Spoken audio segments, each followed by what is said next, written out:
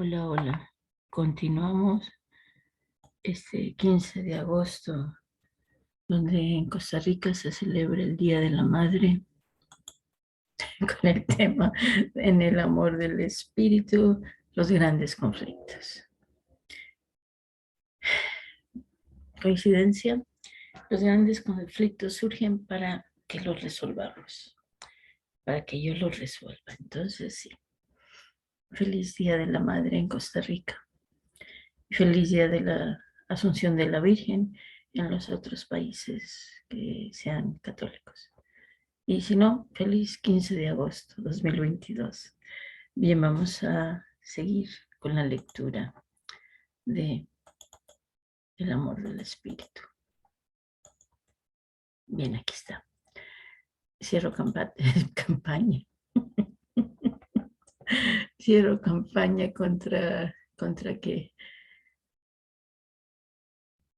estoy pensando en contra mi pasividad, contra mis miedos, eh, pero no cierro campaña. Me refiero a que cierro pantalla, comparto pantalla, Dios mío. Bueno, vamos a ver si qué tantas palabras cambio o no cambio. Los grandes conflictos. Los grandes conflictos. Comentario previo. En este capítulo me vuelvo a remitir a la buena conciencia tal y como se expresa en su forma más destructiva con respecto a la vida, en los grandes conflictos. Ellos a menudo tienen consecuencias mortales para muchos individuos y para grandes grupos con los que están unidos. La pregunta que se presenta es, ¿cómo se originan estos conflictos? ¿Al servicio de qué se halla tal justificación? ¿Qué nos expone a ellos? Por otro lado, nos preguntamos cómo los podemos dirigir de manera que se encuentren al servicio del progreso y de la renovación, para que al término, ante todo, nos junten, nos reúnan y reconcilien en vez de separarnos y aislarnos unos de otros. También nos podemos cuestionar qué tenemos que considerar y qué podemos hacer para que a su final, en la paz, nos podamos vivenciar más ricos que pobres y más humanos que inhumanos. En este capítulo me limito a una sinopsis que lleva a estos conflictos y cómo los podemos solucionar. El gran conflicto, el deseo de aniquilar. Todo conflicto grande busca apartar algo del camino y llegar a aniquilarlo. Detrás de estos conflictos actúa el deseo de aniquilar. ¿Cuáles son las fuerzas o temores que alimentan ese deseo? Se alimenta sobre todo el deseo de sobrevivir. Cuando nuestra vida se ve amenazada, reaccionamos huyendo. Cuando nuestra vida se ve amenazada, reaccionamos huyendo. Es decir, huimos para evitar que otro nos aniquile, o bien atacamos. Es decir, que intentamos aniquilar al otro, o al menos obligarlo a huir. Quitar de nuestro camino a otra persona o a un obstáculo que se interpone es el punto máximo en el deseo de aniquilar.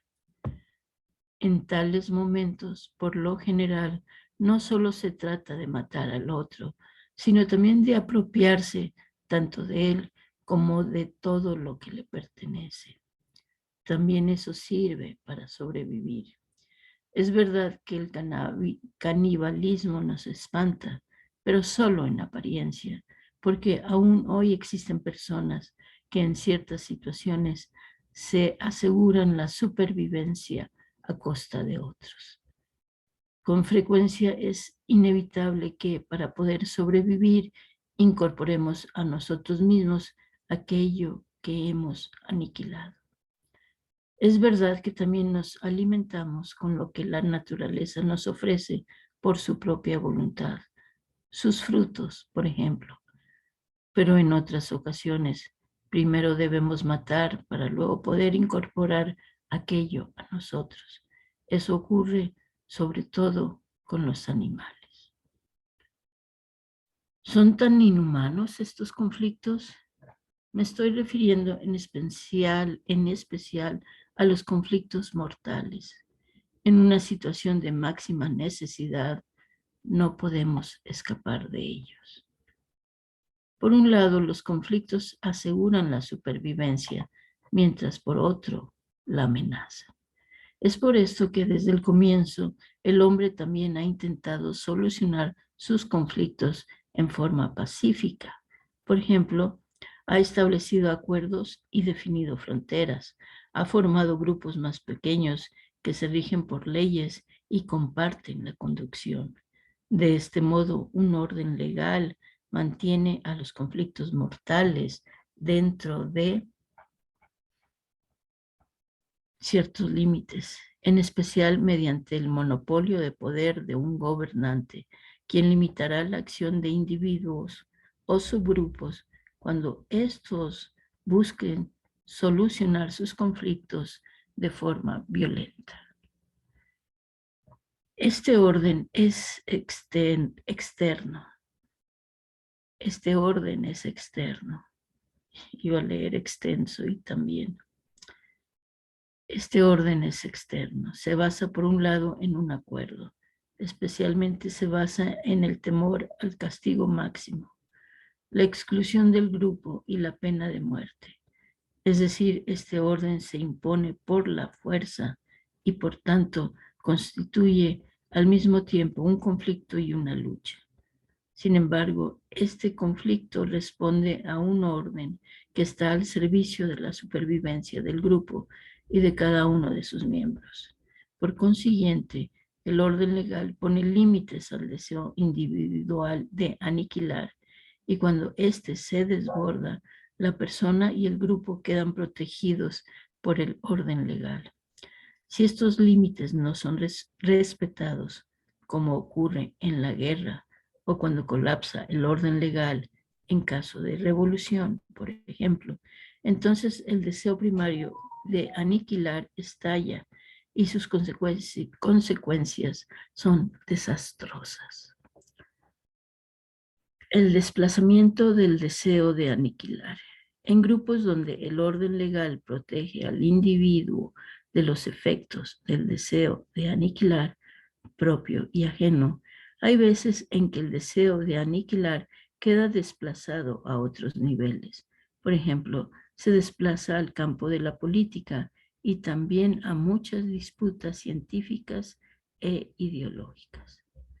En todos los casos en los que se abandona el plano de la objetividad, queda a la vista con frecuencia el hecho de que en esos campos también opera un deseo de aniquilar.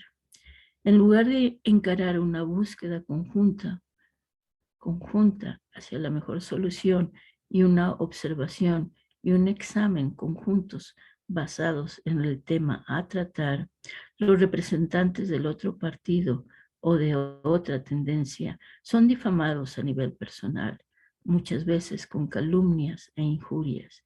Las agresiones que se abren paso aquí se diferencian poco del deseo de aniquilación físico. Con este aspiran desde la emoción y desde la intención de aniquilar al otro, por lo menos en el aspecto moral, declarándolo enemigo del grupo, con todas las consecuencias que ello supone. ¿Puede el individuo protegerse ante esto? No. Queda a merced de este conflicto, aunque no se involucre. Como respuesta a este tipo de agresiones, corre peligro de sentir en su interior el mismo deseo de aniquilar y también de no poder evitar ser poseído por ese deseo. La justicia. La energía que sustenta estas controversias no proviene solamente del deseo de sobrevivir, también surge de una necesidad común a todos los seres humanos.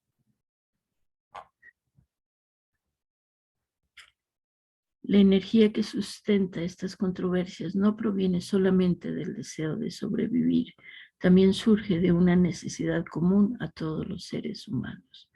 La búsqueda de compensar lo que dan y lo que toman, la tendencia a equilibrar ganancias y pérdidas, algo que también conocemos como la necesidad de obtener justicia. Solo nos tranquilizamos una vez se ha alcanzado la compensación. Por ello, la justicia es para nosotros un bien muy preciado. ¿Pero lo es en todos los casos? ¿O lo es solamente en un marco limitado cuando se trata de compensar por vía pacífica? Porque la necesidad de obtener justicia tiene consecuencias completamente distintas cuando se trata de compensar daño y pérdida. Lo explicaré mediante un ejemplo. Cuando una persona nos perjudica, buscamos venganza. También nosotros queremos hacerle daño como una manera inmediata de compensar. En nuestro interior surgen el deseo de sobrevivir y el de aniquilar, en parte debido a la necesidad de compensar. En este caso, buscando justicia. Queremos evitar que el otro nos vuelva a hacer daño, a lastimarnos. Por ello, cuando nos vengamos, a menudo vamos más allá de la necesidad de compensar y hacer justicia. Queremos que sufra más que lo que hemos sufrido nosotros por su culpa. Entonces también el otro busca justicia y venganza y el conflicto nunca acaba. En este caso, hacer justicia es un pretexto para vengarse. El deseo de aniquilar vuelve a abrirse paso, esta vez en nombre de la justicia. La conciencia. Hay algo más que enardece el conflicto. Es algo que llamamos bueno y que en realidad, a pesar de ello, produce un efecto negativo. Es la conciencia buena o tranquila. Tal como sucede con lo de hacer justicia, a menudo se usa la conciencia tranquila como caballito de batalla para el deseo de aniquilación. Es que siempre que alguien se considera mejor en comparación a otros y que por consiguiente justifique todo lo que les cause, actúa bajo la influencia de su conciencia con la conciencia tranquila. ¿Se trata realmente de su conciencia? Lo que hace posible que sobreviva es la conciencia de la familia y la del grupo. Mediante el deseo de aniquilar, la conciencia de un grupo se asegura la supervivencia cuando entra en conflicto con otros grupos. Muchas personas opinan que esta conciencia es algo sagrado y santifican los ataques, incluso la aniquilación, en contra de personas, de creencias o actitudes diferentes a la de ellos. Entonces, en las guerras santas, tanto en el campo de batalla como dentro de los grupos, aquellos que piensan y actúan diferentes son percibidos como una amenaza para la unidad del propio grupo. Así como sucede en la guerra, en este caso, todos los medios para lograr ese fin son justificados y santificados por la conciencia tranquila o buena. Por esa razón, toda apelación a la conciencia de ese tipo de agresores o a su imparcialidad no tiene eco y cae al vacío. No se trata aquí de que ellos sean malos, sino de que tienen una conciencia tranquila y consideran estar luchando por una buena causa. A la inversa, aquel que considera que puede apelar a su conciencia actúa así desde otra conciencia, desde su conciencia tranquila. Por lo tanto, corre peligro de recurrir siempre siguiendo lo que dicta su propia conciencia tranquila o buena a los mismos medios que los agresores. Por ello resulta inútil tratar de encontrar soluciones para los grandes conflictos a nivel de la justicia y la conciencia buena o tranquila. Lo nuevo como amenaza. La conciencia experimenta como una amenaza todo aquello que sacude el orden convencional, tanto en el plano de la conciencia individual como en la conciencia de grupo, suponiendo que se pueda establecer una diferencia entre ambas. Porque, en definitiva, cada conciencia es la conciencia de un grupo. Lo nuevo amenaza su adhesión y con ello la supervivencia bajo las pautas conocidas. Es que si un grupo diera lugar a lo nuevo, se disolvería o debería volver a organizarse de una nueva manera. Muchas ideologías, al cabo de un tiempo, han colapsado por esta razón. A la larga no pudieron mantenerse firmes ante la realidad práctica. Por ejemplo, la ideología comunista.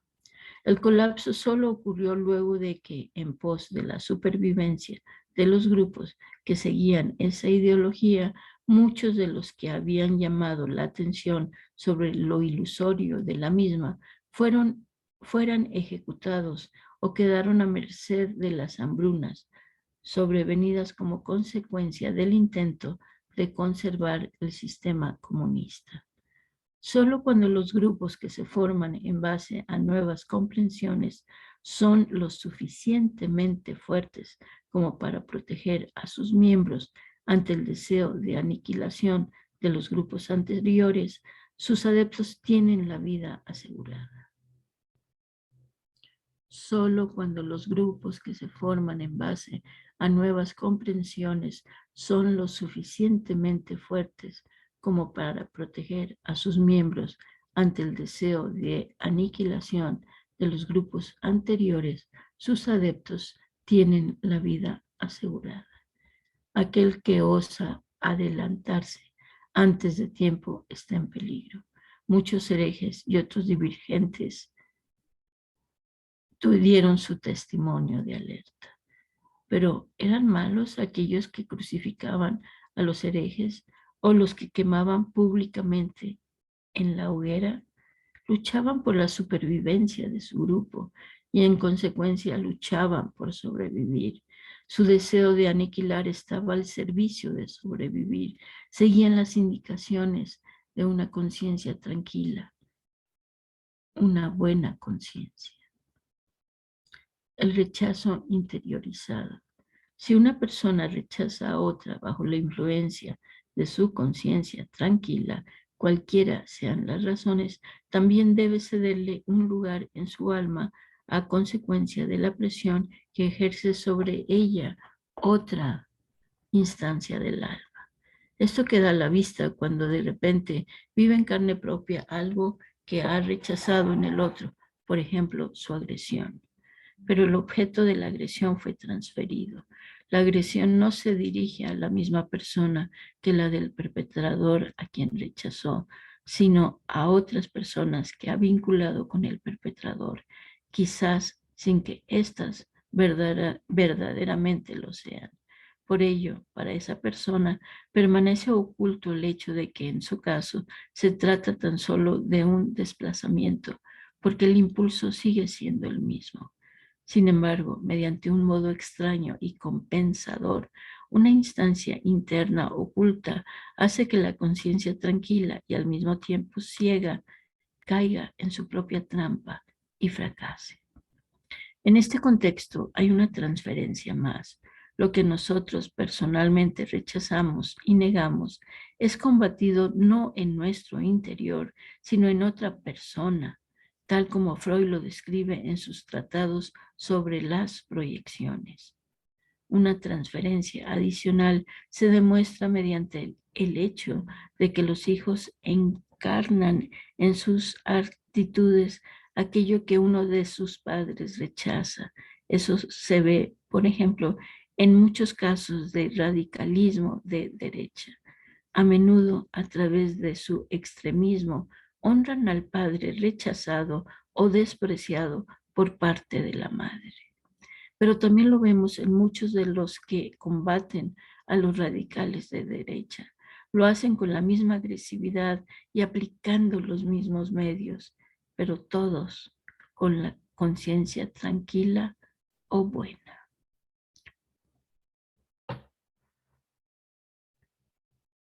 El campo. Logramos comprender mejor estas conexiones si las observamos desde la imagen del campo. Rupert Sheldrake habla aquí de un campo mental o de una mente expandida, ampliada, en inglés extended mind.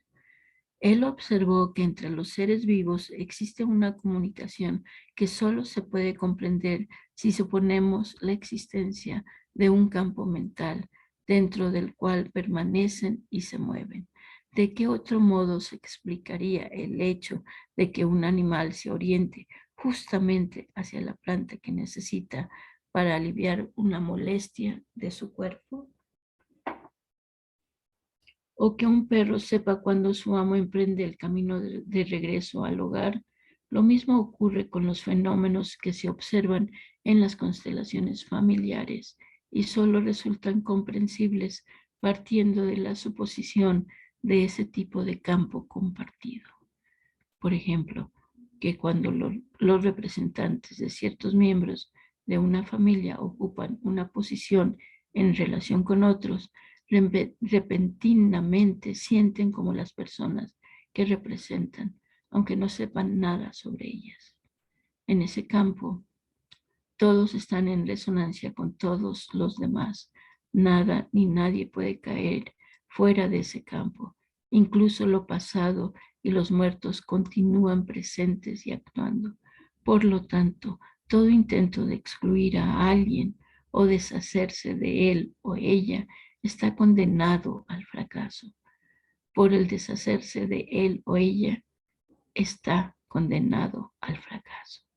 Por el contrario, lo excluido, rechazado o eliminado adquiere más poder dentro de ese campo precisamente a causa del intento de deshacerse de ello. Cuanto más fuerte sea el deseo de deshacerse de algo, tanto más fuerte será su acción. El campo estará intranquilo y desordenado hasta que lo rechazado sea reconocido y ocupe el lugar que le corresponde dentro del mismo. Aquí voy a detenerme. Me detengo porque estoy incómodamente cómoda, además del tema. Las cosas no son lo que parecen. Ese deseo de sobrevivencia nos hace hacer muchas cosas. Bien, los dejo con la lectura para que la escuchen y después continuamos con más. Gracias.